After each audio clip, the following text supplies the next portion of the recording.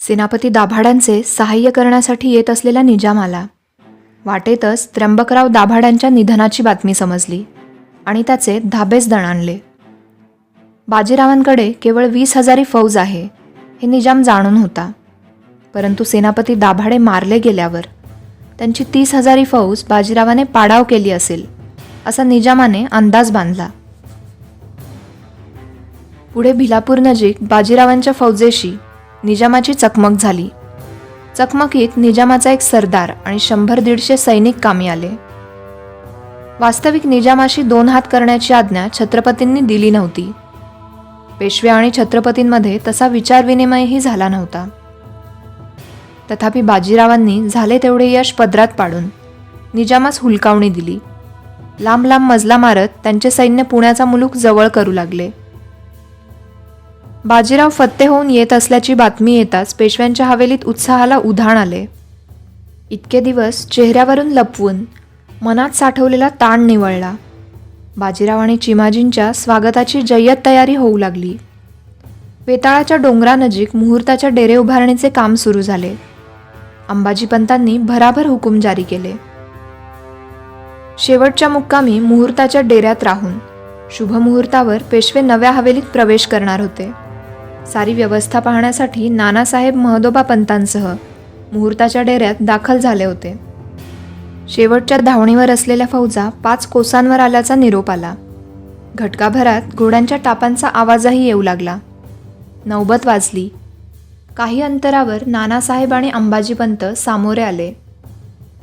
विजयी वीरांच्या पथकात आघाडीवर असलेल्या बाजीरावांना पाहून नानासाहेब आणि अंबाजीपंतांच्या चेहऱ्यावर स्मित झळकले. काही क्षणात डेऱ्यानजीक येऊन बाजीराव पायउतार झाले. सोबत राणोजी शिंदे, मल्हारराव होळकर, दावलजी सोमवंशी हे खासे सरदारही होते. पाठीमागे उदाजी पवार आणि चिमणाजी मोघे होते. बाजीराव डेऱ्यात आले. डेऱ्यात बैठक सजवली होती. लोडांना आणि गिरद्यांना जरीबतूच्या खोळी होत्या. खाली रुजामे, गालीचे अंथरले होते. बाजीराव स्थानापन्न झाले. सारे सरदार आणि मानकरीही बसले. मानाचा दरबार भरला. इतक्यात दुसरी नौबत वाजली. चिमाजी आप्पांच्या फौजाही मुहूर्ताच्या छावणीत दाखल झाल्या. काका व पुतण्या हातात हात घालून पेशव्यांच्या डेऱ्यात आले. डभईच्या लढाईत पेशव्यांचे 50 लोक कामी आले होते. त्यांच्या कुटुंबासाठी बालपरवेशी भत्ता दिला जाणार होता. साऱ्यांच्या नावाचं आज्ञापत्र अंबाजीपंतांनी तयार ठेवलं होतं. अंबाजीपंत एक एक नाव पुकारत होते. नाव पुकारताच मृत सैनिकाच्या घरातील इतर पुरुष पुढे येऊन भत्त्याची रक्कम व पुढील रक्कम नेमाने मिळण्याचं फरमान घेत होते. रायांच्या मते हे कार्य सर्वात महत्त्वाचं होतं. यात कोणत्याही प्रकारचा हलगर्जीपणा ते खपवून घेत नसत. फरमान देताना रायांच्या डोळ्यात विलक्षण मार्द उतरलं होतं. मुद्रेवर एक करुणेने ओतप्रोत भावछटा अवतरली होती. भत्ता वाटपाचे काम होताच मोहिमेत ज्यांनी विशेष कामगिरी केली त्या वीरांचा मानाची वस्त्रे देऊन यथोचित सत्कार करण्यात आला. मल्हारराव होळकरांना मानाची वस्त्रे बहाल करताना क्षणभर थांबून बाजीराव अंबाजीपंतांना म्हणाले, पंत, होळकरांच्या नावाचं एक आज्ञापत्र तातडीने बनवा. डेऱ्यात क्षणभर शांतता पसरली. होळकरांना रावसाहेब कोणती जबाबदारी देणार आहेत हे ऐकण्यासाठी साऱ्यांनी कान टवकारले. उदाजीकडे एक भेदक कटाक्ष टाकून बाजीराव पंतांना पुढे म्हणाले, धारचा मोकासा आम्ही उदाजी पवाराकडून जप्त करत आहोत. यापुढे तिथला कारभार मल्हारराव पाहतील. पंतांनी मान हलवली. अदबीने उभे असलेल्या मल्हारराव होळकरांची अवस्था अवघडल्यासारखी झाली. दरबारातील ती तणावपूर्ण शांतता मोडून काढत उदाजी धिटाईने म्हणाला, धार हे आमच्या पूर्वजांचं, परमारांचं ठाणं. ते सोडवलं मीच. जिंकेल त्याचा सरंजाम या नियमानुसार धारचा मोकासा आमच्याच अखत्यारीत येणार नव्हं. उदाजीचं बोलणं मध्येच तोडत बाजीराव म्हणाले, स्वराज्याचे नियम फितुरांवर लागू होत नाहीत उदाजी. सेनापती निजामाला फितूर झाले होते याची तुला जानकारी नव्हती हे आम्हाला ऐकून पटत नाही. तुझ्या पराक्रमाबद्दल कोणालाच शंका नाही, परंतु या उपर जर सरंजाम हवा असेल तर तुला तुझी निष्ठा सिद्ध करावी लागेल. अदब राखून बसलेले सरदार बाजीरावांच्या बोलण्याचा विचार करत होते. उदाजीने मान हलवून मुजरा केला. बाजीरावांनी पंतांना इशारा केला. मानाची वस्त्रे उदाजीला व चिमणाजी मोघ्यांना नजर करण्यात आली. बाजीरावांचे कामी आलेले सरदार नारायणजी ढमढेरे यांच्या जागी त्यांच्या पुत्राला सैन्यात रुजू करून घेण्यात आले. शिंदे, सोमवंशी, धायगुडे या सरदारांना मानाची वस्त्रे देऊन बाजीरावांनी निरोप दिला. मानाचा दरबार आटोपला. मुजरा करून निघालेल्या पंतांना बाजीराव म्हणाले, पंत, उद्या हवेलीत मुहूर्ताच्या वेळीही मानाचा दरबार भरवा. ज्यांनी हवेली उभारण्यासाठी कष्ट उपसले त्यांचंही कौतुक व्हायला हवं. जशी आज्ञा, असे म्हणून पंत दबक्या पावलांनी डेऱ्याबाहेर पडले. डेऱ्यात आता केवळ बाजीराव, चिमाजी आणि नानासाहेब होते. कमरेची तलवार सोडवून बाजीरावांनी दुशेला सैल केला. लोडाला रेलून बसत त्यांनी नानासाहेबांना विचारले, छत्रपती स्वामींची काय खबर नाना? छत्रपती स्वामी सेनापतींच्या मातोश्री उमाबाई दाभाड्यांचं सांत्वन करण्यासाठी जाणार आहेत. नानासाहेब काळजीच्या सुरात पुढे म्हणाले, आणि या प्रसंगी राऊस्वामींनाही सोबत न्यावं असं प्रतिनिधींनी छत्रपतींना सुचवलं आहे. कदाचित स्वामींची तशी आज्ञाही होऊ शकते. चिमाजींच्या कपाळावर ते ऐकून आठी पडली. बोलणीच करायची आहे तर या प्रसंगी आम्ही जाऊ, चिमाजी म्हणाले. तुम्हाला आता काही दिवस मातोश्री पुण्याबाहेर जाऊ देतील असं आम्हास तरी शक्य वाटत नाही. बाजीराव किंचित हसून म्हणाले. चिमाजी 7-8 महिन्यानंतर पुण्यात परतत होते. सदाशिव आता 10 महिन्यांचा झाला होता. चिमाजींसाठी राधाबाईंनी एक सोयरीक पक्की केली होती. मातोश्रींनी पत्रव्यवहारातून ही सारी जानकारी बाजीरावांना दिली होती. नानासाहेबांनाही बाजीरावांच्या बोलण्याचा अर्थ उमगला होता, परंतु न हसता ते आपल्या काकांची प्रश्नार्थक चर्या निरखित होते.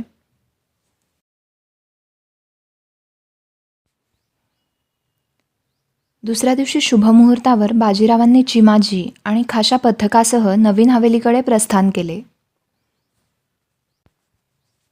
सोबत होळकर, शिंदे, पवार, गायकवाड हे सरदारही होते.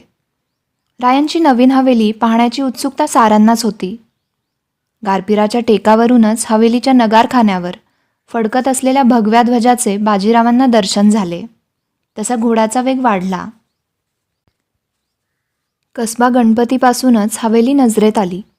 हवेलीच्या मुख्य प्रवेशद्वारापासून 1 कोसापर्यंत पायघड्या घालण्यात आल्या होत्या. बाजीरावांच्या घोड्यांच्या टापा पायघड्यांवर पडताच नगारे वाजू लागले. ललकारीच्या सुरांनी वातावरण दुमदुमून सोडले.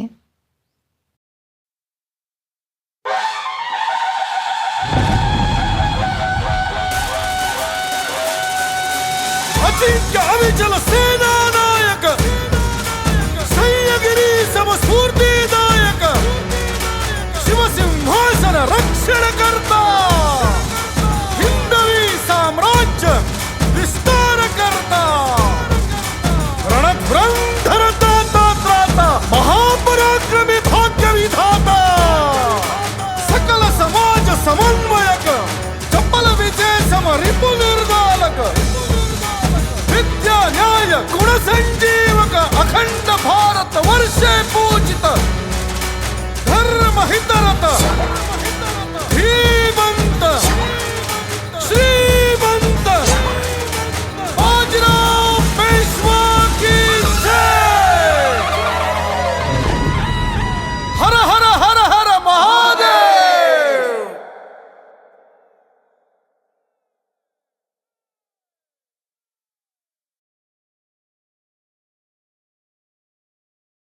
बाजीराव, मागे चिमाजी आणि इतर सरदार यांच्यावर दोहो बाजूंनी फुलांची उधळण होत होती.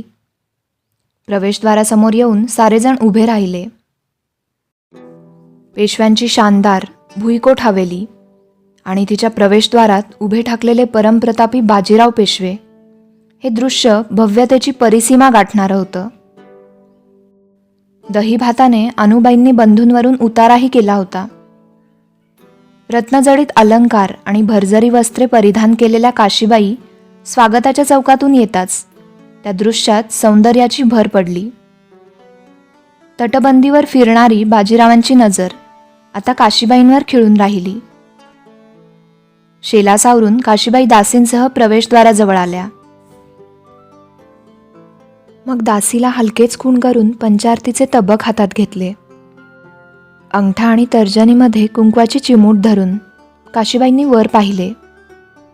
रायांच्या आकर्ण नेत्रांना त्यांची दृष्टी भिडली. उभयतांच्या चर्येवर एक स्मितरेषा उमटली. काशीबाईंच्या गौरवर्णावर आरक्त छटा पसरली. कुंकुम तिलक करून काशीबाईंनी 3 वेळा पंचारती ओवाळली. बाजीरावांनी हातातले कडे ओवाळणी म्हणून तबकात ठेवले. मग आल्या पावली काशीबाई आपल्या महाली परतल्या. उपाध्यायांनी मुहूर्ताच्या घटिका मोजल्या. मंगलवाद्याच्या सुरात, ढोलताशाच्या गजरात बाजीरावांनी हवेलीत प्रवेश केला. प्रथम चौकातील कारंज्यांच्या तुषारांनी मंगलवाद्यांचा ठेका धरल्याचा भास होत होता. स्वागताच्या चौकातून गुरझपदारांच्या मागे धीमी पावले टाकत बाजीराव चिमणबागेकडे वळले. बारदारांचा सोपा, दगडी नक्षीदार ओवऱ्या मागे पडल्या. राऊंडच्या दिवाणखान्याचे आज उद्घाटन होणार होते. सरदार, मुतालिक, दिवाण, उपाध्याय सारांच्या उपस्थितीत बाजीरावांनी आसन ग्रहण केले. राधाबाईही या प्रसंगी आवर्जून उपस्थित राहिल्या होत्या. बाजीरावांनी आज्ञा केल्याप्रमाणे अंबाजीपंतांनी मानाचा दरबार भरवला.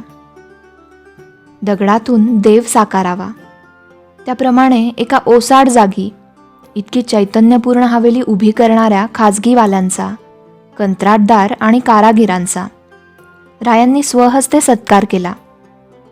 रायांनी केलेल्या त्या कौतुकाने सेवक वर्गाच्या जीव ओतून काम केलेल्या इतक्या दिवसाच्या श्रमाचे सार्थक झाले होते. कारभारांचे मानपान होताच उपाध्याय म्हणाले, श्रीमंत, हवेली तर अभूतपूर्व साकारली, परंतु अद्याप तिचं नामकरण बाकी आहे. नाव नसेल तर कीर्तिप्रभा पसरण्यास अडसर होतो. साऱ्यांनी उत्तराच्या अपेक्षेने बाजीरावांकडे पाहिले. वीरासन घालून बसलेल्या बाजीरावांच्या आसनाच्या दोन्ही बाजूस ताशीव नक्षीकाम असलेले सुरुदार खांब होते. त्या 2 खांबांमधील महिरप कारागिरांनी अतीव मोहक साकारली होती. पाहणाऱ्यांची नजर कधी रायांच्या रेखीव ऐटबाज चर्येवर तर कधी महिरपीवर खिळत होती. सर्वांवर एक नजर फिरवून बाजीराव म्हणाले, याबाबत विचार करत असताना आम्हास एक गमतीशीर बाब ध्यानात आली. योगायोगाने हवेलीबाबत छत्रपती स्वामींची आज्ञा होण्याचा दिवस, पायाभरणीचा दिवस आणि वास्तुशांत झाली तो दिवस शनिवारचाच होता. त्यायोगे हवेलीस शनिवाराची हवेली असं नाव ठेवता येईल तर उत्तम. ते ऐकून राधाबाई म्हणाल्या, पण राव, शनी म्हटलं की सर्वप्रथम शनीची दशा लागणं आठवतं. शनी ही न्यायदेवता आहे मातुश्री साहेब, उपाध्याय म्हणाले. शनी केवळ लोकांना त्यांच्या बऱ्या वाईट पूर्वकर्मांची फळे देतो आणि श्रीमंतांना शनीचं पाठबळ चमत्कारिकरित्या अनुकूल आहे. एक अवतारी पुरुष असण्याचंच ते एक लक्षण देखील आहे. त्यामुळेच अवघड कार्य देखील श्रीमंतांच्या हातून सोपी बनतात, यश मिळते. राधाबाई कौतुकाने हसून म्हणाल्या, तसं असेल तर आमची काही हरकत नाही.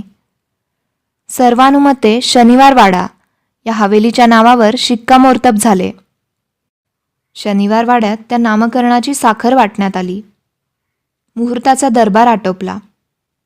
नानासाहेब, अंबाजीपंत, बाजीराव आणि चिमाजींना हवेली दाखवण्याकरता निघाले.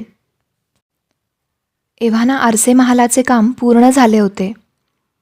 पोपटी खांबांच्या महालातील भिंतीवर बसवलेल्या कनाती मधोमध काशीबाईंना प्रथमच रायांचं प्रतिबिंब दिसलं होतं. बाजीराव दिवाणखान्यातील आसनावरून उठून गेल्याचे दिसताच काशीबाई खाली आल्या. त्यांनी दासीला सुंठजिऱ्याची पूड घालून थंड ताक आणण्याची आज्ञा केली. स्वहस्ते केशर, लवंग, गुलकंद, तांबूल इत्यादी घालून गोविंदविडा बनवला. काही वेळातच भोजन आटोपून बाजीराव काशीबाईंच्या महाली आले. मधला चौक पार करून पहिल्या दालनात प्रवेश करताच त्यांना समोर विड्याचे तबक सजवत असलेल्या काशीबाई दिसल्या. काही क्षण उभयतांची नजरानजर झाली. मग बाजीराव मंचकावर येऊन बसले. दालनाच्या भिंतींवरील रंगकाम, किनखापी पडदे पाहून बाजीरावांना आपल्या पदरच्या लोकांच्या रसिकतेचे कौतुक वाटत होते. विड्याच्या तबकातील एक विडा बाजीरावांच्या हातात देत काशीबाई म्हणाल्या, आता काही वेळ विश्रांती घ्यावी. पाठमोऱ्या वळलेल्या काशीबाईंचा हात धरून बाजीराव म्हणाले, दुपारच्या वेळी विश्रांती घेण्याची आम्हाला सवय नाही. इकडे बसा. इतक्या दिवसांनी भेटला आहात, आमच्याशी निवांत बोला तरी. काशीबाई बाजीरावांच्या पुढ्यात बसल्या. पेशवींबाईंना महाल आवडला? बाजीरावांनी विचारले. हे का विचारणं झालं? काशीबाई म्हणाल्या, चुन्या दगडाचं एक दालन पुरेसं होतं आम्हाला. इकडून तर फारच मोठा घाट घातला गेला. कोणी काही बोललं का तुम्हाला? बाजीरावांनी विचारले. इश्श, आम्हाला कोण काय बोलणार? काशीबाई घाईघाईने म्हणाल्या. परंतु जेवढी जास्त सुख पायाशी लोळण घेतात तेवढं प्रतीक्षा करणं वाढतं, असा आमचा आजवरचा अनुभव आहे. बाजीराव हसले. डोईवरचे पागोटे काढून काशीबाईंच्या हातात देत आळस झटकत ते म्हणाले, वेळेचं मात्र आम्हाला कायमच वावडं असतं काशीबाई. आता 2 दिवसातच साताऱ्यात जाणं होणार आहे. काही वेळापूर्वीच छत्रपतींचं पत्रही आलं. काशीबाईंच्या चेहऱ्यावरील हसरे भाव क्षणात मावळले. चिंतेच्या सुरात त्या म्हणाल्या, उमाबाई दाभाड्यांचं सांत्वन करण्यास आपण जाऊ नये. सेनापतींचा मृत्यू ही एक दुर्घटना होती हे त्यांना कदापि पटणार नाही. संतापाच्या भरात आपल्याला दगाफटकाही होऊ शकतो. छत्रपतींनी याचाही विचार केला असेलच की. बाजीराव म्हणाले, सेवकाने केवळ धनाच्या शब्दावर विश्वास ठेवून निवांत राहावं. काशीबाईंच्या कपाळावर आठी पडली. समजून उमजून विषाची परीक्षा घ्यायला का जावं, तेही दाभाड्यांच्या गावात, त्यांच्या हत्यारबंद गढीत? काशीबाईंना पुढे बोलवेना. ओठ थरथरले, डोळ्यांच्या कडा पाणावल्या. बाजीराव समजुतीच्या सुरात म्हणाले, उमाबाई दाभाडे या भावनेपेक्षा कर्तव्याला महत्त्व देणाऱ्या आहेत काशीबाई. म्हणूनच छत्रपती त्यांना सेनापतीपद बहाल करणार आहेत. आपल्या स्वराज्यात केवळ जाती धर्माचीच नाही तर स्त्री पुरुष समानताही आहे, हेच इतिहास या प्रसंगाने ध्यानात ठेवेल. अशा ऐतिहासिक क्षणी त्यांच्या हातून असं काही विपरीत घडेल हे आम्हास तरी शक्य वाटत नाही. काशीबाईंचे मात्र समाधान झाले नाही. सेनापती पद मिळाल्याने त्या पुत्रशोक विसरतील असं कसं होईल? आम्ही तुम्हाला शपथ घालतो. बाजीरावांनी काशीबाईंच्या ओठांवर बोटं टेकवली. काशीबाईंना जवळ घेऊन बाजीराव म्हणाले, आम्हाला तुझी कळकळ समजते काशी, परंतु आम्हाला शपथेमध्ये गुंतवू नकोस. काही क्षण काशीबाई बाजीरावांच्या मिठीत विसावल्या. बाजीरावांच्या छातीवर डोके टेकून त्यांनी डोळे घट्ट मिटून घेतले. मनात उठलेले चिंतेचे वादळ क्षणात शांत झाल्याचा काशीबाईंना आभास झाला. काही क्षण तसेच गेले. काशीबाईंच्या डोक्यावर हात फिरवून बाजीराव म्हणाले, सारं काही विधिलिखित आहे असं समजून प्रत्येकाने आपलं कर्तव्य करावं काशीबाई. भीतीसारखे विकार मग जवळ फिरकणारही नाहीत. आणि आमचं कर्तव्य काय? बाजीरावांच्या गळ्यातील मोत्याच्या कंठ्यावरून आपलं नाजूक बोट फिरवत काशीबाईंनी विचारले, आम्हाला आमचं कर्तव्य कर्म करू देणं हेच तुमचं परम कर्तव्य. बाजीराव मिश्किलपणे म्हणाले. काशीबाई खळखळून हसून बाजीरावांच्या मिठीतून विलग झाल्या. काशीबाईंच्या रंग देखण्या चर्येवरचं ते दिलखुलास हास्य बाजीराव अतृप्त नजरेने काही क्षण पाहत राहिले.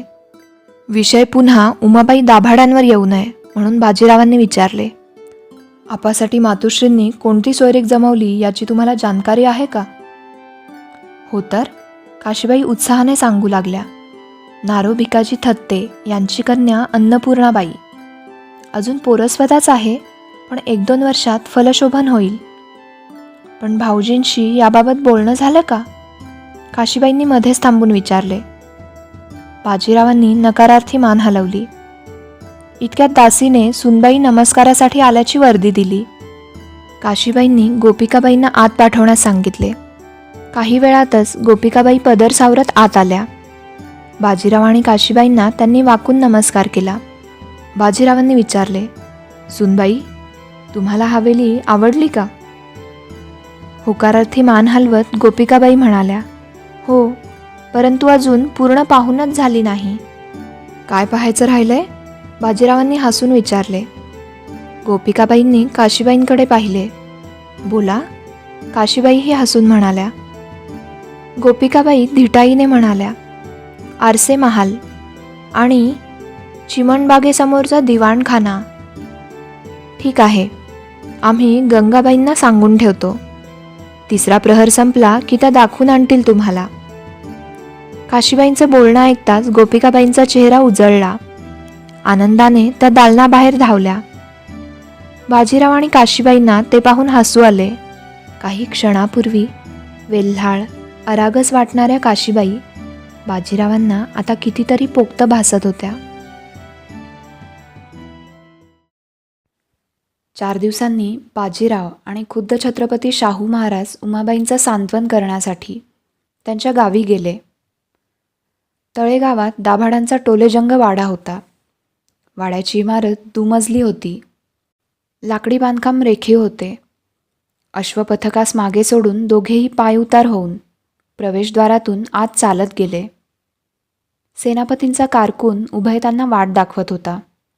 शाहू महाराजांनी आपण येणार असल्याची वर्दी आधीच दिली होती. चौक्या पार करून राजसदर लागताच कारकून थांबला. बसावं महाराज, बाईसाहेब येतीलच इतक्यात, असे म्हणून कारकून निघून गेला. शाहू महाराज आणि बाजीराव स्थानापन्न झाले. राऊ, जी चूक तुमच्याकडून झालीच नाही त्याचा ठपका तुमच्यावर येऊ नये म्हणून आम्ही तुम्हाला इथे घेऊन आलो आहोत, शाहू महाराज म्हणाले.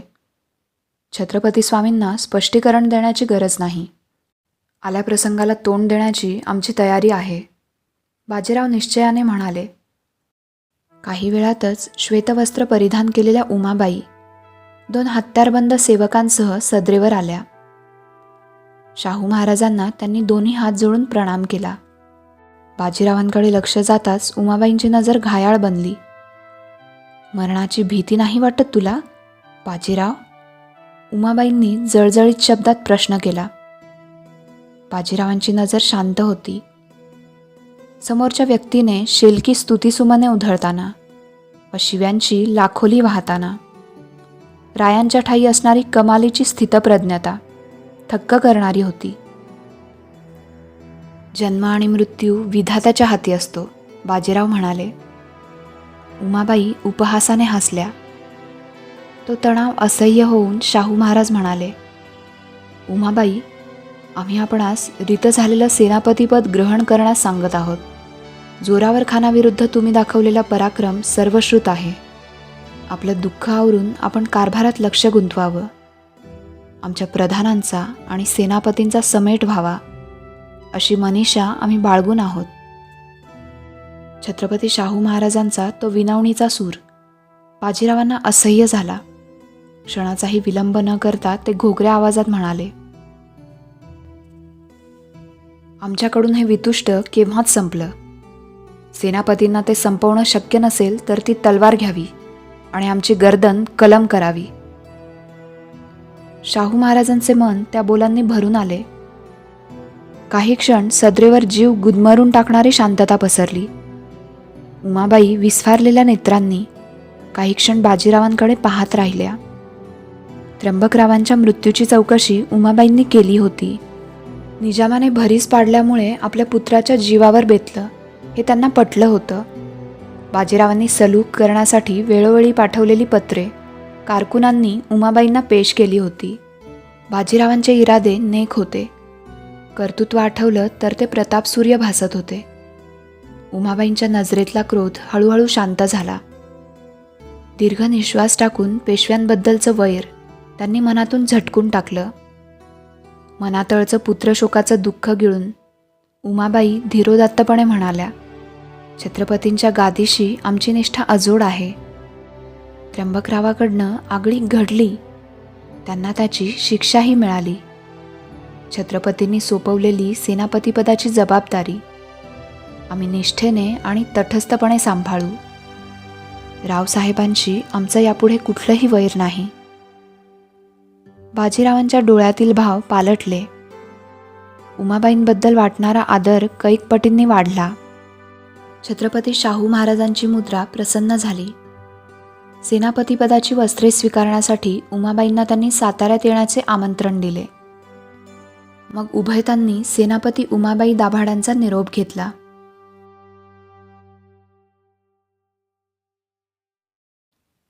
दाभाडांच्या वाड्याबाहेर येऊन घोड्यावर स्वार होत असताना शाहू महाराज बाजीरावांना म्हणाले, राऊ, तुमचा जीव दौलतीसाठी आणि आमच्यासाठी लाख मोलाचा आहे.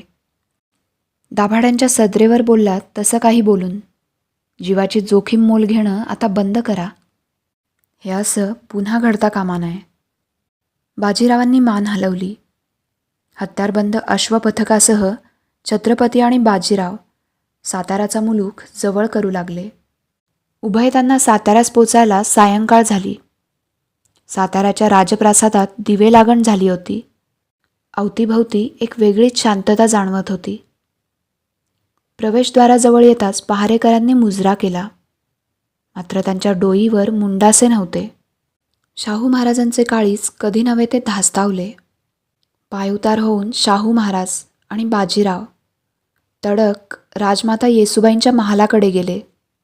औषधांची पडशी घेतलेले राजवैद्य महालाबाहेर हताशपणे बसले होते. महाराजांना पाहताच त्यांनी डोळ्याला उपरणे लावले. शाहू महाराज आतल्या दालनात गेले. येसूबाईंच्या मंचकाजवळ हवालदिल झालेला राणीवसा अश्रू टिपत बसला होता. महाराजांना पाहताच महालात कल्लोळ उठला. राजमाता येसूबाईंची जीवनयात्रा संपली होती. मराठी दौलतीने आपल्या दुसऱ्या आऊसाहेब गमावल्या होत्या.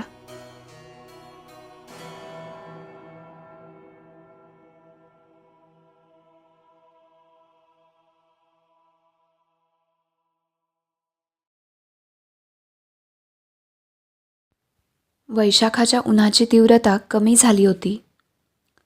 ऊन पावसाचा पाठशिवणीचा खेळ सुरू झाला होता.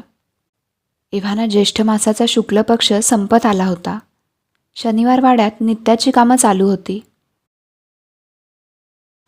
शिवरात्रीच्या निमित्ताने मृत्युंजयाच्या देवालयात पेशवीणबाईंनी अभिषेक सांगितला होता. मंदिरातील पुरोहितांना तसा निरोपही गेला होता. दुसऱ्या प्रहरी काशीबाईंचा मेणा मृत्युंजयाच्या मंदिराची वाटचाल करू लागला. मेण्यापुढे घोड्यावर अंबाजीपंत आणि स्वाराचे पथकही होते. मेणा देवालयाच्या परिसरात येताच मंदिरातील सेवक वर्गाची काही क्षण लगबग झाली. मेण्यातून उतरून काशीबाई शिवालयातील पुष्करणीजवळ आल्या. गोमुखाचे पाणी पायावर घेऊन वळताना त्यांची नजर पुष्करणीच्या पाण्यात फुललेल्या नयन मनोहर कमळांवर गेली. मंदिराच्या पुजाऱ्याने सेवकास खूण केली. सेवकाने 4-5 कमळे देठापासून छाटून एका तबकात ठेवली. तबक काशीबाईंसमोर पेश केले.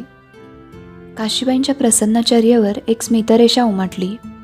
गाभाऱ्यात शिवपिंडीची षोडशोपचार पूजा, बिल्वपूजा, रुद्राभिषेक होताच काशीबाईंनी मोती रंगाची ती शुभ्र कमळं देवाला मनोभावे अर्पण केली. डोळे झाकून दृढ मनाने प्रार्थना केली. पूजा करून काशीबाई बाहेर आल्या. पुरोहितांच्या तबकात त्यांनी मोहरांची थैली रिती केली. परत जाताना मेण्यात बसण्यापूर्वी काशीबाईंनी अंबाजीपंतांना आज्ञा केली, पंत, आमचा मेणा कोथरूडच्या हवेलीजवळ थांबवा. मातोश्री राधाबाईंच्या आज्ञेची याद होऊन पंत गुमान झाले. विचारांचे काहूर लपवत ते म्हणाले, परंतु बाईसाहेब, मातोश्री राधाबाई साहेबांना कळलं तर? आम्हाला वडीलकीच्या नात्याने एवढं सांगा, काशीबाई म्हणाल्या. ज्या छत्रसालांनी इकडच्या स्वारींचा इतका मानसन्मान केला, त्यांच्या कन्येचं पितृछत्र हरवलेलं असताना आपण एका शब्दाने सांत्वन देखील करू नये? इतकी एखाद्याची उपेक्षा? काशीबाईंचं बोलणं पूर्ण होण्याआधीच पंत म्हणाले, कुणाची उपेक्षा करण्याचा त्यांचा हेतू नव्हता. परंतु दूरगामी परिणामांचा विचार करता मातोश्रींचा हा निर्णय योग्यच आहे. पंतांचे बोलणे विचारांती काशीबाईंना पटले. छत्रसालांच्या कन्येची सांत्वना करण्यासाठी जाण्याचा निर्णय तूर्तास त्यांनी रद्द केला. इतक्यात समोरून एक दासी देवालयाकडे येताना दिसली. काशीबाईंसमोर येऊन तिने मुजरा अदा केला. मग अदब दाखवत ती म्हणाली, आमच्या मस्तानीबाईजींनी बाईसाहेबांना प्रणाम सांगितला आहे. बाईसाहेबांनी दर्शनाची इजाजत द्यावी अशी विनंती केली आहे. काशीबाईंनी पंतांकडे पाहिले. शिष्टाचाराचं उसनं आणलेलं अवसान उधळून लावत त्या म्हणाल्या, तुमच्या बाईजींना सांग, आम्ही त्यांच्याकडेच यायला निघालो होतो. दासीने आनंदाने पुन्हा मुजरा केला. धावत पळत ती दासी कोथरूडच्या हवेलीच्या दिशेने गेली. हवेलीत पोहोचली तेव्हा तिला धाप लागली होती. मधल्या दालनात उभ्या असलेल्या मस्तानीने पुढे येऊन विचारले, मिळाली इजाजत? दासीने धापा टाकत नकारार्थी मान हलवली. मस्तानीचा चेहरा उदास बनला. मायूस मत हो बाईजी, पेशवीन बाईसाहेबांनी इजाजत दिली नाही, कारण त्या आपल्याला भेटायला इकडेच यायला निघाल्या आहेत. दासीने एका दमात सांगून टाकले. मस्तानीचा क्षणभर कानांवर विश्वास बसला नाही. इतक्यात एका दासीने आत येऊन वर्दी दिली. बाहेरच्या दालनात पेशवीन काशीबाई साहेब आल्या आहेत. मस्तानीच्या हृदयातून भावनावेगाची एक तीव्र कळ उमटली. पुण्यात येऊन 2 पावसाळे बघितल्यावर तिच्या असण्याची कोणीतरी दखल घेतली होती. ओढणी सावरत मस्तानी लगबगीने बाहेरच्या दालनात आली. समोर गर्भरेशमी पैठणी नेसलेल्या काशीबाई उभ्या होत्या. दोन्ही खांद्यांवरून शेला सावरला होता. नाकात नथ होती. गळ्यात ठुशी, मंगळसूत्र आणि राणीहार रुळत होता. पेशवीणपदाचं ऐश्वर्य आणि बाजीरावांची धर्मपत्नी असण्याचं सौभाग्य त्यांच्या ठायी एकत्र नांदत होतं. तरीही नजरेत जराही अभिमान नव्हता. होती ती करुणा. काशीबाई सांत्वन भरल्या नजरेने मस्तानीकडे पाहत होत्या. मस्तानी गुलाबी रंगाची घोळदार पिसवादी लायली होती. डोक्यावर झिरझिरीत ओढणी होती. केवळ रायांवर केलेल्या प्रेमाखातर ती राजमहालाच्या कितीतरी सुखांना आणि सावत्रपणाच्या कितीतरी जाचांना मागे सोडून पुण्यात आली होती. बाजीरावांवर निस्सीम प्रेम करणाऱ्या त्या दोघी जणी एकमेकींना आपादमस्तक न्याहाळत होत्या.